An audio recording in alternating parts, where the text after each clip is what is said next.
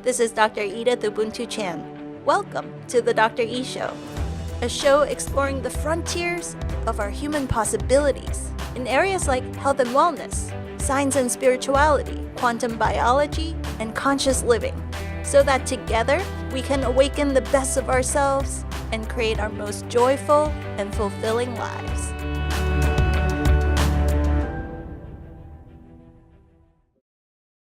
In the world of personal growth, we often hear this idea of just think positive, right? Think positive.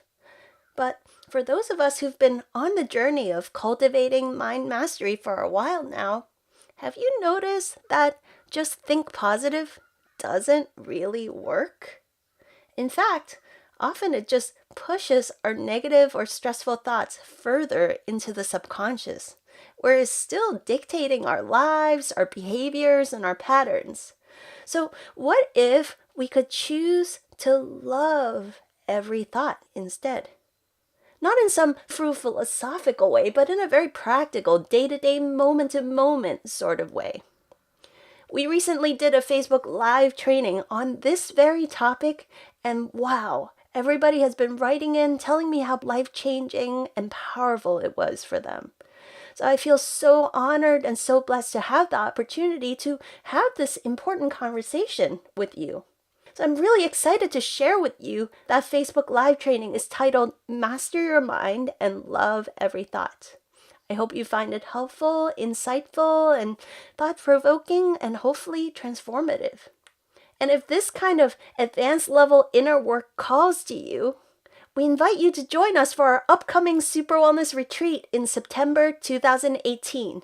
It's going to be a beautiful, epic 5-day retreat in gorgeous Sonoma County, California. All your food and accommodations are taken care of. Enjoy beautiful nature walks, sun gazing during the day, stargazing at night, swimming pool, jacuzzi, incredible friendships with beautiful people, and most importantly, powerful transformational workshops and tons of spaciousness to breathe and to do that deeper inner work. We get to reboot, recharge, and upgrade on all levels. It's an opportunity to give birth to a whole new you. So if this calls to you, please visit superwellness.com/retreat. That's superwellness.com/retreat. All right, now please enjoy this live training we did recently. It's titled Master Your Mind, Love Every Thought. Enjoy. Welcome to this month's Super Wellness live webinar. I've got a big question for you. Chances are, if you guys have been in our community, in our tribe for some time now, I'm sure that you're well aware of the immense power of our minds. Right? Everybody says that to master our lives, to master our health, we have to master our minds. In fact, there's this beautiful documentary that just came out. I hope you guys have all watched it. It's called Heal, H-E-A-L, Heal, the documentary that is probably the single best documentary I've ever seen that deals with this topic of the mind-body-spirit connection, this idea that to heal ourselves deeply and profoundly from any illnesses or diseases, we have to take beautiful care of not just the physical body, but the mental, emotional, and spiritual status of our well-being. I know that's totally preaching to the choir here. One of the quotes in that documentary that really hit me was this. Marianne Williamson is amongst the many celebrities as in the documentary, and she said, "It's not just that diseases begin in the mind. Is that everything begins in the mind." And so to really create effective, positive change in our lives, we have to master our thoughts and master our minds. But the thing is, remember way back when there was this documentary called The Secret? And there was another documentary called What the Bleep?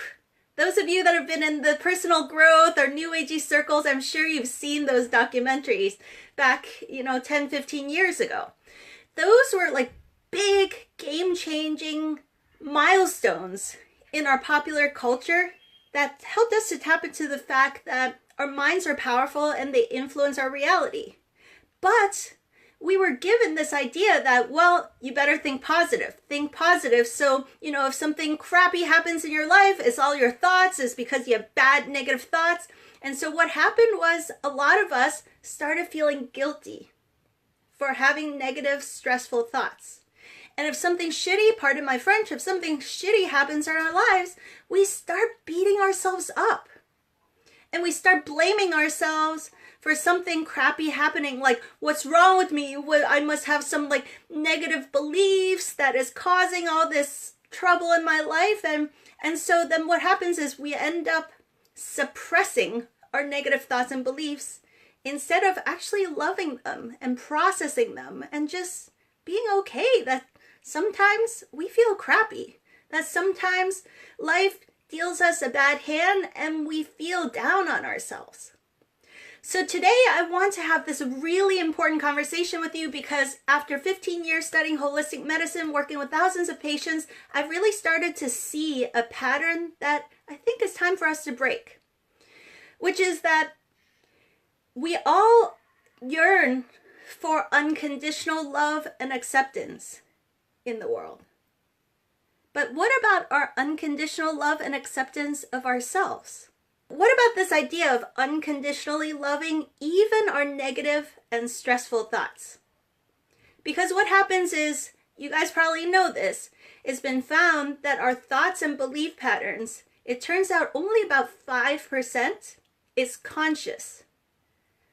It's been found that about 95% of most people's thoughts and beliefs is actually subconscious. So what happens is if we are dealing with struggles in our lives and we go into denial, it's like la la la, pretend happy, everything happy-go-lucky, when deep inside we're feeling deep sadness, deep anger, deep sorrow, deep frustration, and we don't give those negative thoughts and beliefs a voice, we just shove it into the subconscious. Can you see how that's even worse? When you shove those negative thoughts and beliefs into the subconscious, it continues to be operating in your life, continue to dictate the results that you get in your life, but you're not even conscious of it. It's almost like going into denial. So in today's session, I want us to really take a moment to look at how to work with those negative thoughts and beliefs in a way that really, really serves us. Because I hope you agree that our world needs a lot more unconditional love and understanding now, more than ever before. If you look at all the conflicts and struggles that are going on in our world, it's because we don't want to deal with the negativity. We just want to shove it aside.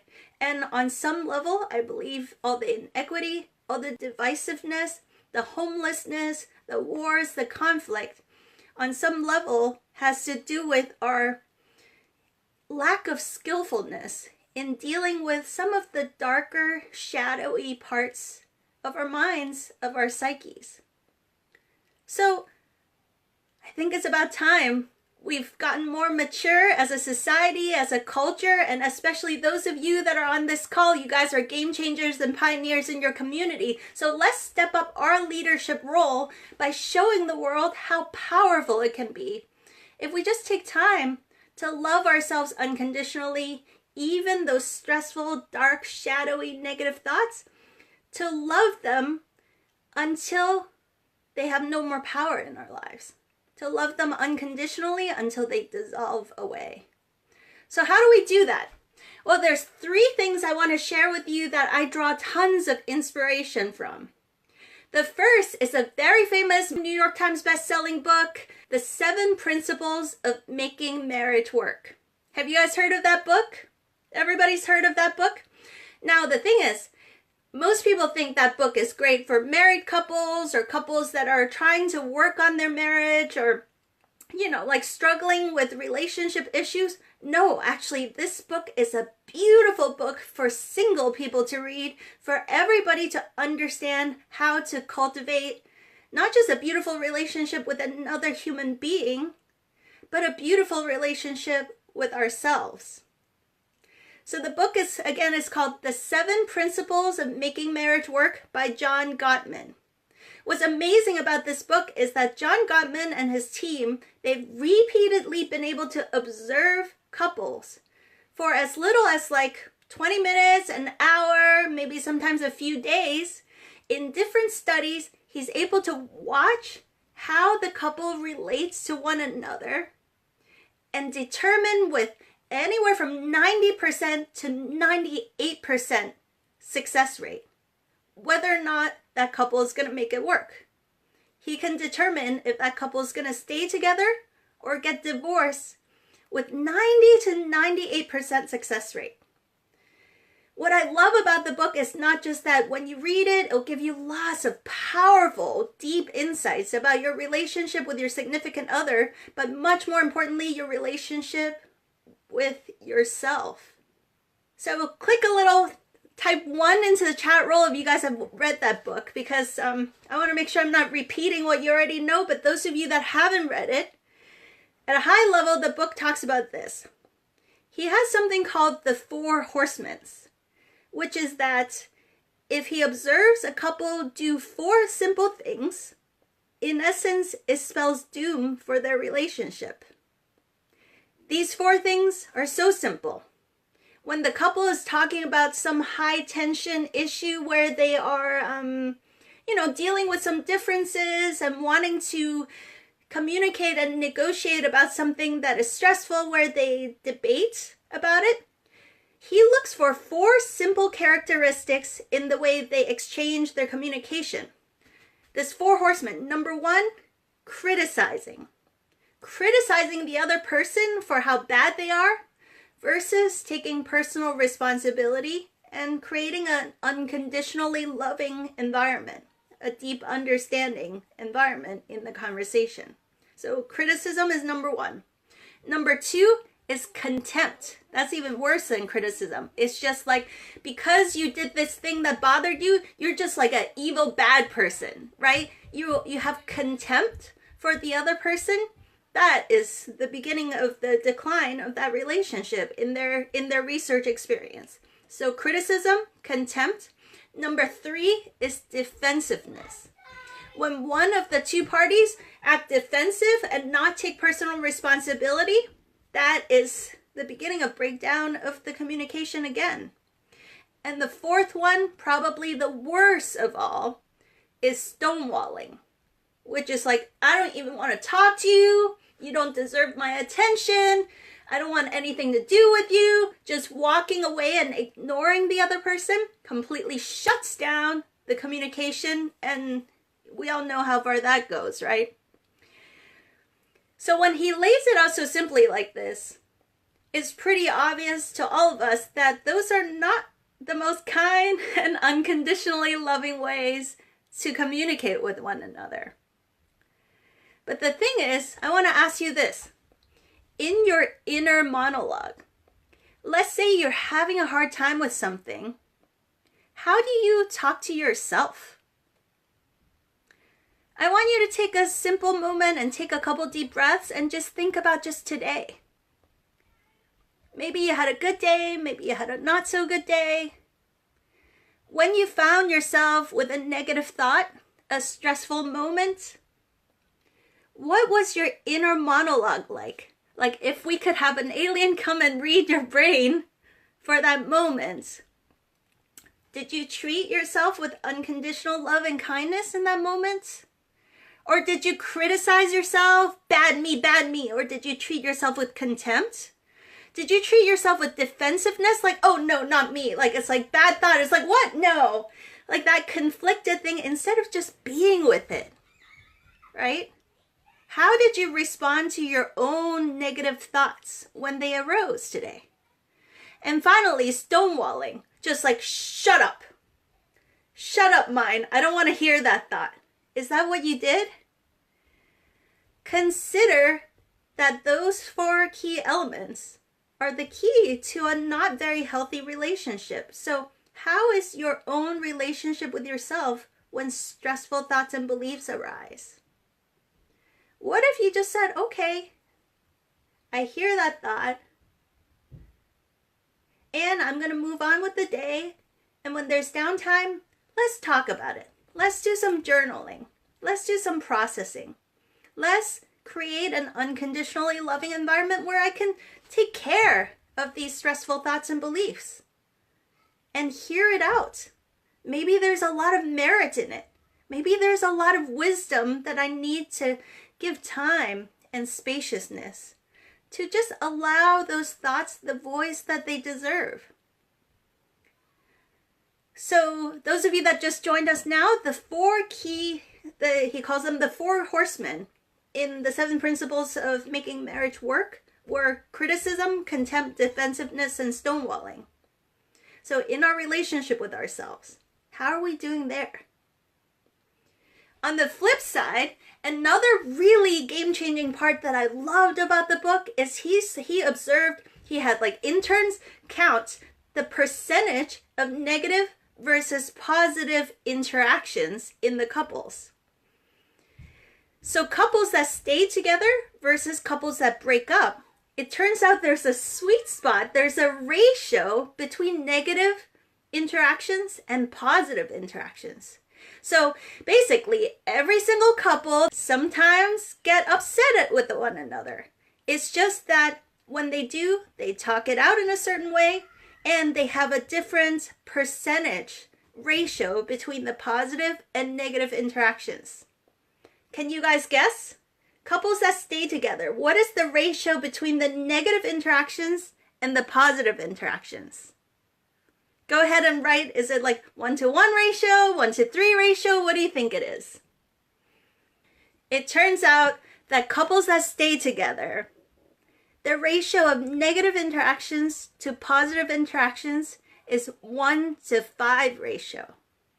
So they do talk about, I'm not happy when you do this, I was mad or frustrated when you did this, but for every one of those, there's at least 5, I love you, thank you so much, oh, you took out the trash, that's so awesome, and hugs and kisses and gentle touches, versus those negative ones, 1-to-5 ratio. And in the couples that stay together for the long haul, like couples that stayed together for 20, 30, 40 years that he studied, guess what was the ratio there? It turns out with those couples, they found something like a 1-to-20 ratio. So for every time there's an interaction like, hey, you ate all the ice cream, I wanted to eat that ice cream, or I thought you were going to take out the trash, the house is a mess, this is the stuff that my husband and I argue about, obviously.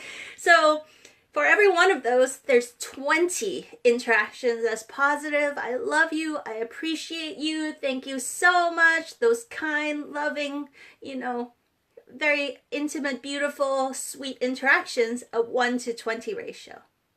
So I want to issue you a challenge this week. Knowing all these things from the 7 principles of making marriage work, can you apply this to your marriage with yourself this week?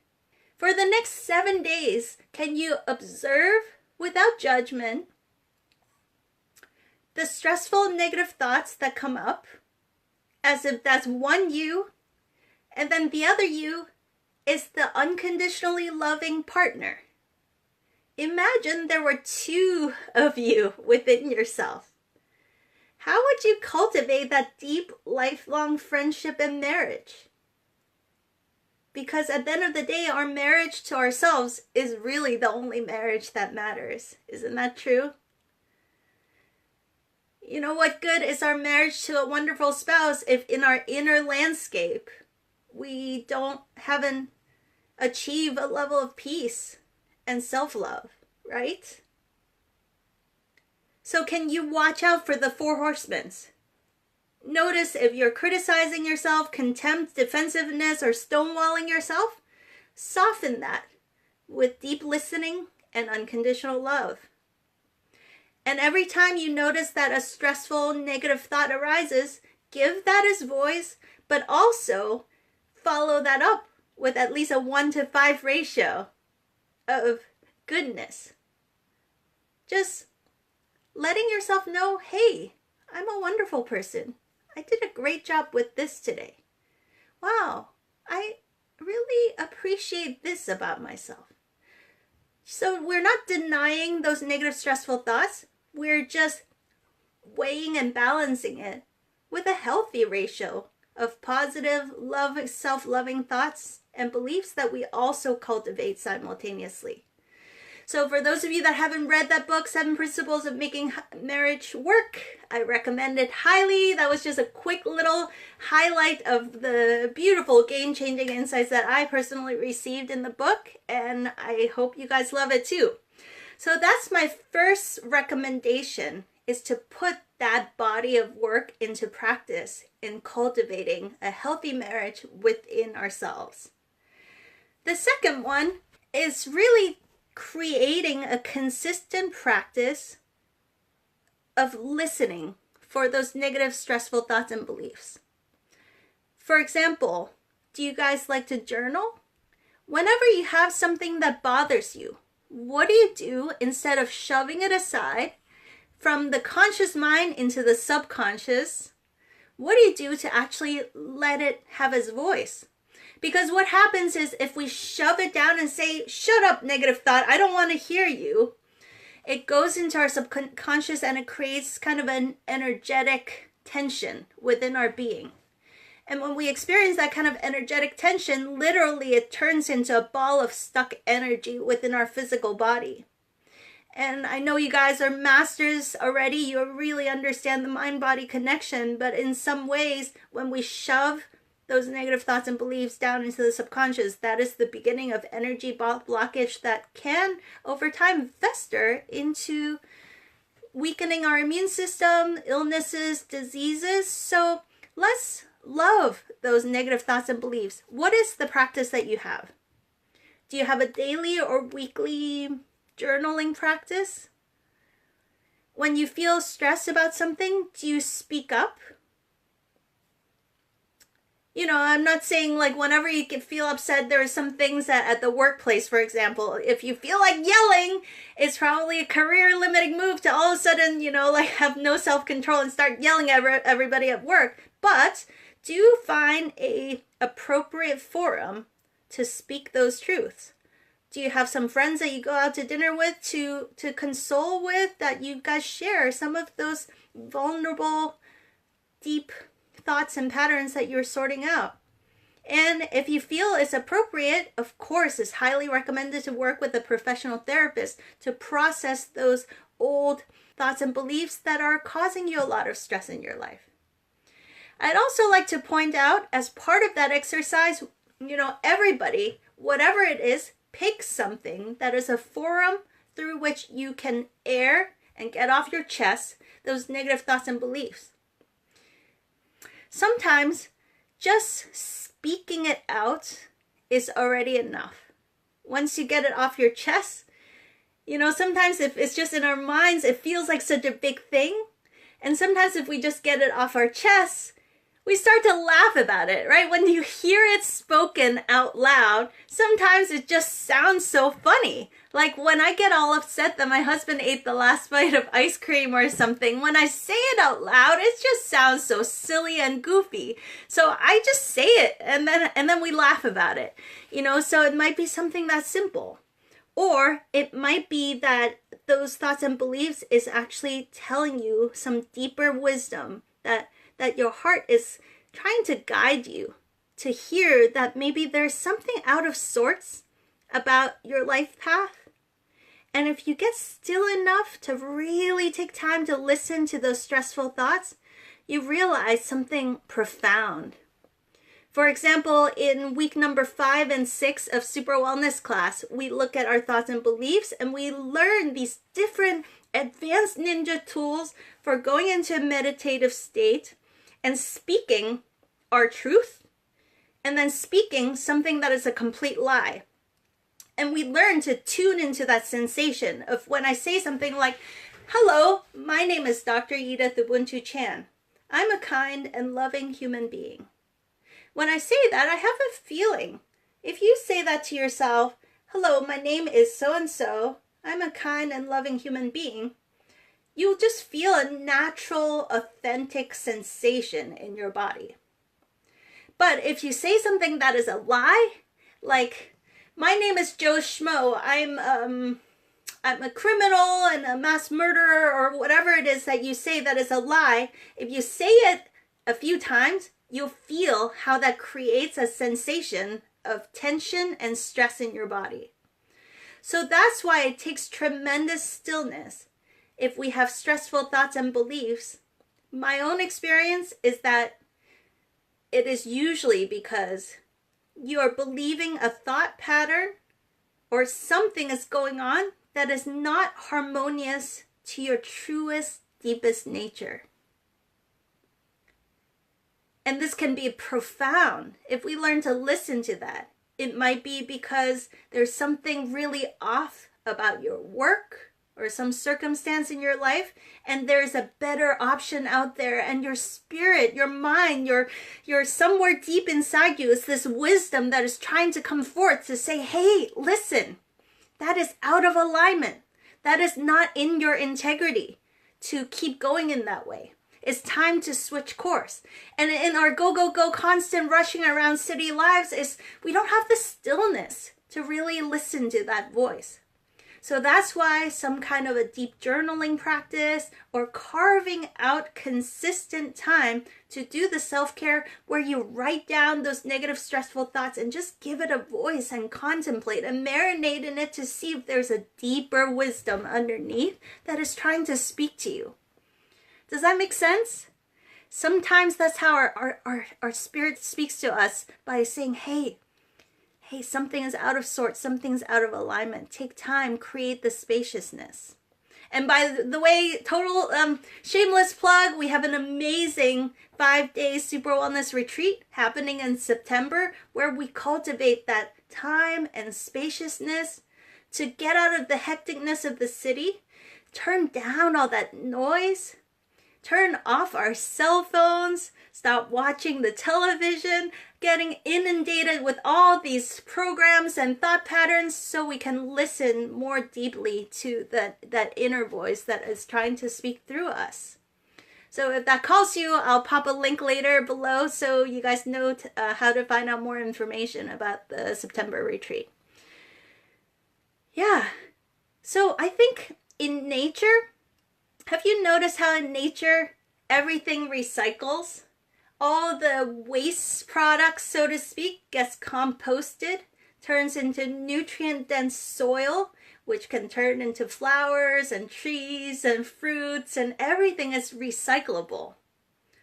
I think our thoughts are like that too, if we just allow it its natural course. So when it comes to our stressful thoughts and emotions and beliefs, we can take that lesson from nature and say, hey, maybe there is something deeper, that this stressful negative thoughts and beliefs is not serving me in my life. I'm really clear that it's not serving me.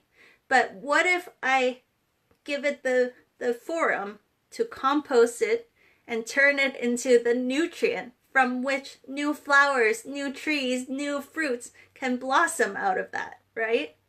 When we spend enough time in nature, we realize that everything comes and goes in cycles, and so too are negative, stressful thoughts and beliefs.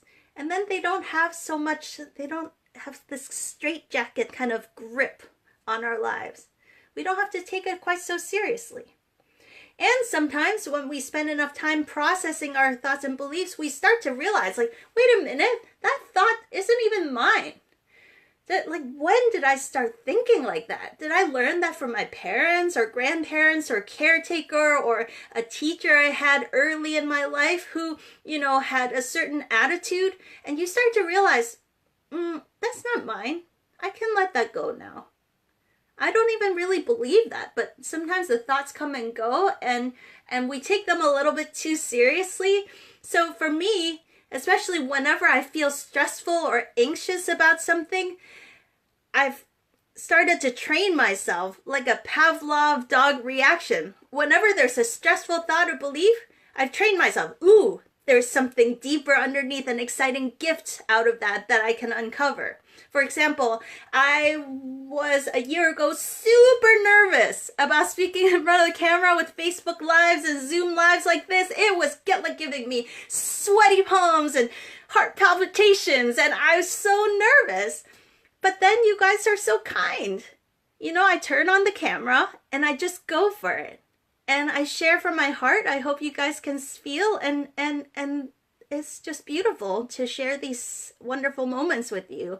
And after 4, 5, 6, 7 of these live videos, I realized that I didn't have to really even process my thoughts. I just had to, find the courage somewhere to share from the heart and just get over these stressful, anxious thoughts I had about going on live video with you. So I wonder for you, what is that in your life? Where are you stressed out, anxious, fearful about something? That maybe the solution to it is a little bit of journaling and processing, or maybe the solution is just go for it. Nobody's ever gonna die. For example, in the case of like a Facebook Live, nobody's ever gonna die because I got on Facebook Live or Zoom Live and I fumbled with my words, right? It's not that serious. So are there cases in your life where you're encountering stressful, fearful thoughts? And if you just go for it anyway, nobody's gonna get hurt. So just go for it. Despite your fears, despite your anxiety, despite your self-limit thoughts and beliefs, what if you just went for it and proved yourself wrong, and prove yourself wrong over and over again, 5, 6, 7, 10 times, until that fearful thought just doesn't even have a hold on your life anymore, right? So what is that for you? I hope that this has been exciting and maybe thought-provoking for you to start thinking of your negative thoughts like that as an opportunity to dive much deeper into your inner wisdom and find a deeper set of courage. My third and final category of processing stressful thoughts and beliefs is really for those things that really are deeper within our lives. I recommend highly to use a tool such as the work of Byron Katie. You guys know about the work of Byron Katie? You can type into the chat roll if you've heard of Byron Katie. She's a woman that has come up with a brilliant system of loving unconditionally our stressful thoughts and beliefs. Byron Katie is spelled Byron Kitie. Byron, I think her full name is Byron Kathleen Mitchell, but everybody calls her Byron Katie. And her methodology for dealing with stressful thoughts and beliefs is called The Work. And you can find out all kinds of information about it on the internet, on YouTube, on Google. Her website is thework.com, where you can download worksheets that for free. Everything you need to know about using the work to deal with your stressful thoughts and emotions is available for free. It's extremely generous.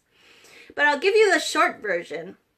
With the work, the way the work works is that whenever you encounter yourself having a stressful thoughts and belief, Byron Katie says, all war belongs on paper.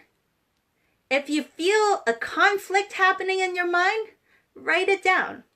And she has this specific format for you to write down your stressful thoughts and beliefs. She calls the Judge Your Neighbor worksheet. It's 6 simple sentence structures where you go, I'm angry and blankety blank because blank blank blank. They should blank blank. They shouldn't blank blank blank. I want them to blank. I need them to blank. And then they are adjective, adjective, adjectives. So basically it's a big fill in the blank worksheet for you to vomit out all of your stressful negative thoughts and beliefs. And sometimes it just feels good to just put it on paper. And that's already a big step. Then she has you pick sentences within that has the most emotional charge, and just sit in a state of stillness and contemplation and ask yourself 4 simple questions. And just wait.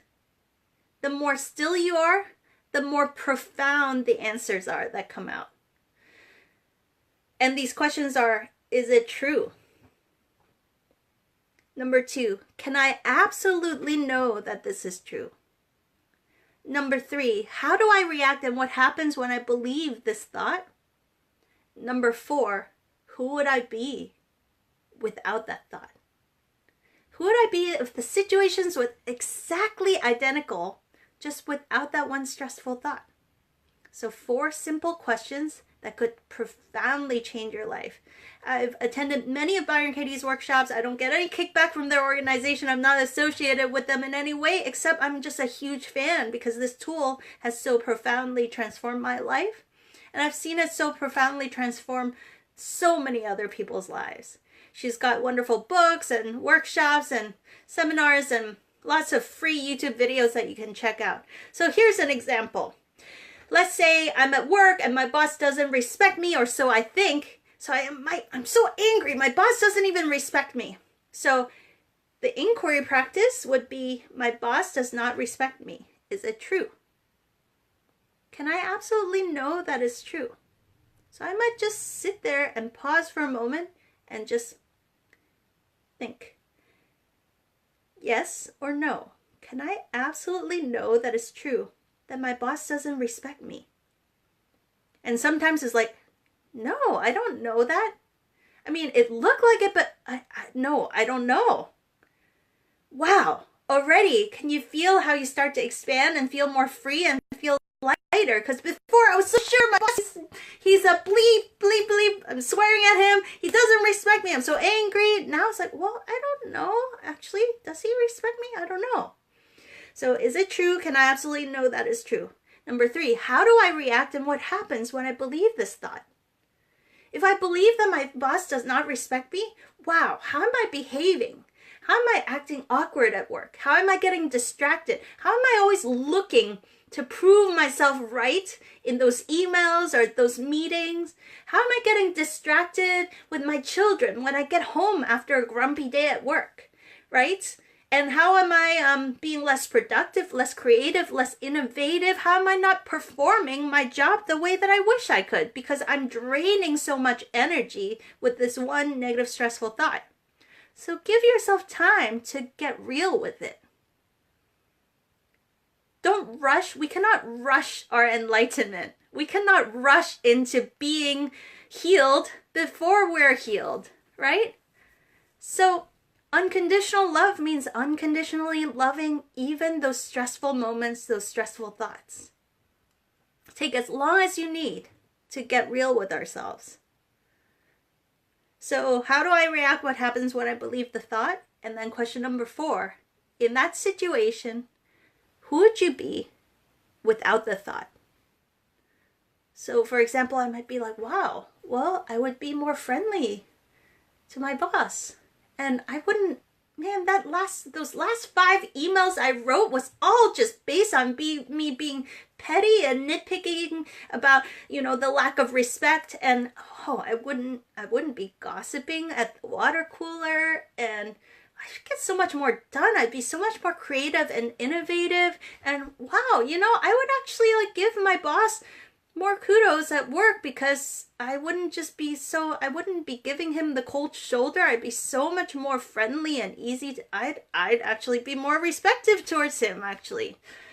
And wow, I wouldn't have been short with my kids last night.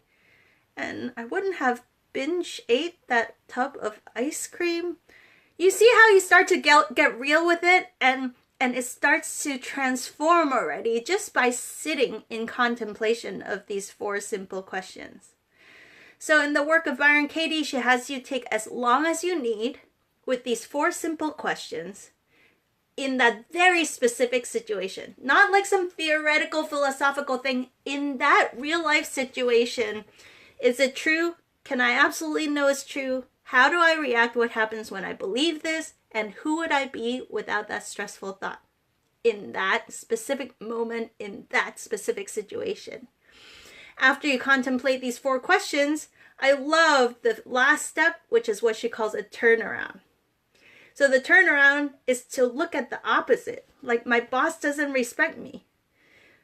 Flip the sentence, my boss does respect me. So you're not trying to rush yourself into it. It's just take a moment to consider the possibility. Is it possible that my boss does respect me?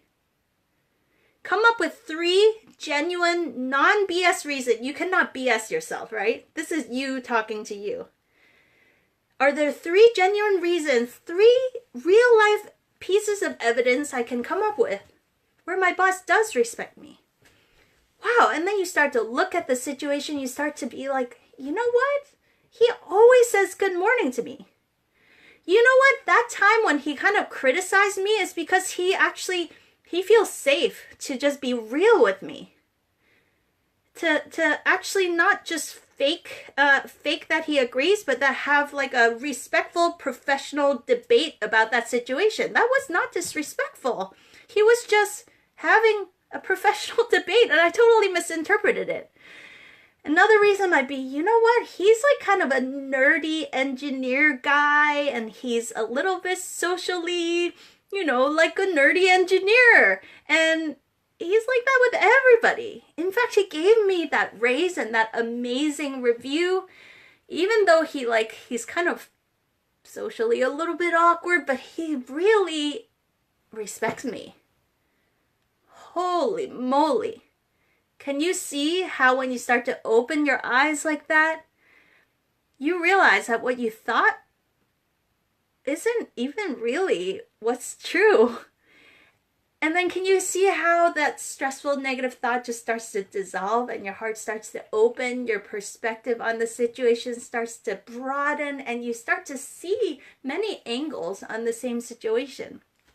So my boss doesn't respect me becomes my boss does respect me. Is that as true or truer? Or I don't respect my boss. What are 3 reasons why I don't respect my boss? And it's like, maybe I'm the one that's been acting disrespectful towards him. Maybe I need to make amends and apologize for the way that I spoke to him. At the end of the day, it's like I have no control over how anybody else behaves in life, but I have full control over how I behave. Isn't that true? And when you take total personal responsibility, there's like an insane amount of freedom in that.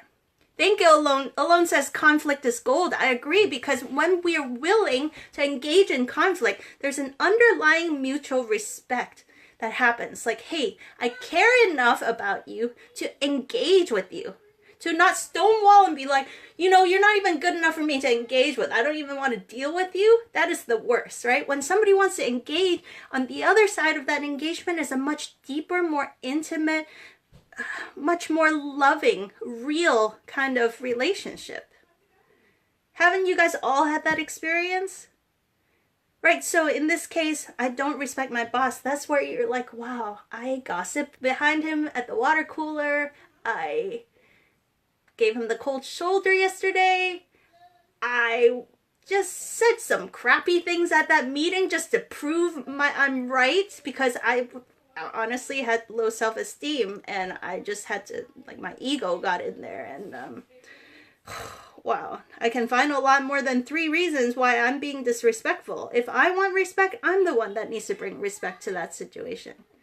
Can you see how there, again, it becomes self-empowering when you realize that you have control over that situation now. A third one would be, instead of my boss doesn't respect me, it's like maybe I don't respect myself. What if it's like I was blaming my boss, but I haven't been advocating for my needs in that job. I haven't been asking for what I want, the projects that I feel excited to work on, and I'm grumpy and resentful. I'm blaming it on my boss, but I never actually went and communicated my needs, the resources that I wanted to be successful in this job. And if this company can't give it to me, why can't I put my resume together and start look for some better opportunity, right? Can you see how the list can start to go on and on and on? All the options, all the solutions, all the possibilities start to unfold. So this is really what I'm talking about previously, this turning negative thoughts and beliefs into compost that becomes flowers, right? Can you see with the work of Byron Katie or something like that, where you love and give space to those negative thoughts and beliefs and then process them and give them a voice, give them unconditional love, and take your thoughts through a journey of inquiry that goes instantly from problem to solution. And what Byron Katie says is that everybody talks about, oh, you need to forgive, forgiveness, like Jesus talks about forgiveness, everybody, Buddha, everybody talks about forgiveness. I've heard Byron Katie say this very profound statement, which is, true forgiveness is when we realize that what we thought happened isn't what happened. So this example of my boss doesn't respect me, can you see how if you take your time and sit for an hour, 2 hours, however long it takes to listen to that negative, stressful thought and take it through that inquiry practice, on the other side is gold, is true forgiveness. The next time the thought comes crashing into my mind when I'm at work, like my boss doesn't respect me, I just kind of laugh at it because I don't even believe it anymore. Right? So that negative, stressful thought no longer has a straitjacket. And I don't have to be like, think positive, think positive, think positive my way out of it. Because it has no more power and the thought kind of dissolves into nothingness. So I think we're at a point in our human evolution now where we're getting more and more mature. Where we can get real with ourselves. And that our world needs more than ever before true unconditional love. And that means that we don't need to be afraid of those negative thoughts and beliefs. As if those negative thoughts and beliefs are gonna make us sick. You know what makes us sick is not giving the time and space to love ourselves through all those dark nights of the soul, all the shadowy, negative, stressful moments in our lives. Give them love. Give them the space to be processed. I'll close with this really moving moment in the Mr. Rogers documentary we just watched. It's called Mr. Rogers and Me. I recommend highly. It's free if you have Amazon Prime. We just watched it for movie night at Dantian Wellness on Friday night, so it's fresh on my mind. They were talking about Mr. Rogers, who's like America's favorite neighbor. I hope most of you guys maybe grew up. I certainly grew up watching Mr. Rogers' Neighborhood, and we all love how he was just such a steadfast presence in our culture as somebody who provides a space for unconditional love and kindness. Well, it turns out, where did that come from? It was this 8-year-old moment that he experienced. It turns out Fred Rogers was a really chubby kid when he was 8 years old. And he tells this story when he was 8, he was chubby and he was shy and nerdy, and these bullies ran after him and tried to beat him up. So he says it was such a hard moment to be bullied. He was running. They're like, we're going to get you, fat Freddy, blah. And they beat him up. And so he cries and he says, that wasn't even the worst part. The worst part was when he went home and he told the adults in his life about being bullied. And guess what all the adults said? They said, Freddie, don't worry about it.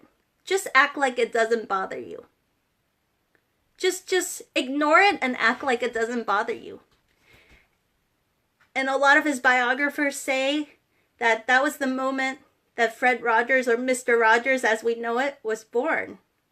Because in that moment he realized, even as an 8-year-old self, that is not the right way to do it. You cannot shove aside when you feel sad, when you feel lonely, when you feel frustrated. So that's why Fred Rogers spent the rest of his life sharing with us this really potent and powerful way of being, which is when you feel sad, feel sad. When you feel frustrated, feel frustrated. Unconditional love means we love the good times, the bad times. We love ourselves even when we have those stressful, dark moments.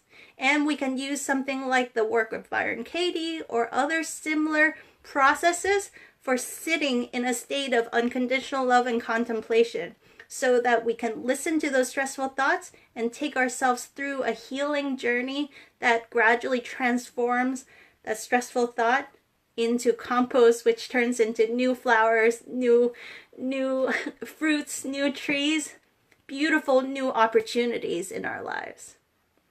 So I hope this call has served you. Again, for those of you guys that are interested in creating spaciousness in your life, We have a 5-day meditation and super wellness retreat in beautiful Sonoma County happening in September 2018, September 16th to 21st. And we've got amazing, beautiful food, rustic cabins. We're going to turn off the phones, the TVs, and have tons of space to do that deeper inner work so that we can give birth to the very best of ourselves. It would be my honor to spend those beautiful 5 days with you in this sacred retreat in Sonoma County, California. I hope this call has served you guys. I'd love if you leave a comment in the chat roll. What was your favorite game-changing idea that you're excited to apply into your life starting this week? I'd love to hear from you guys. Thank you so much. See you guys next month. I love you. Bye-bye. Bye. Hi friends, did you love that interview? If you did, please leave a review and share with all your friends so that many more people can benefit from these game-changing insights. You can also go onto our website, dredithubuntu.com, and subscribe to our newsletter, where you'll receive free trainings and next-level ninja tools that we only share on our newsletter. Together, let's turn your life into a brilliant masterpiece.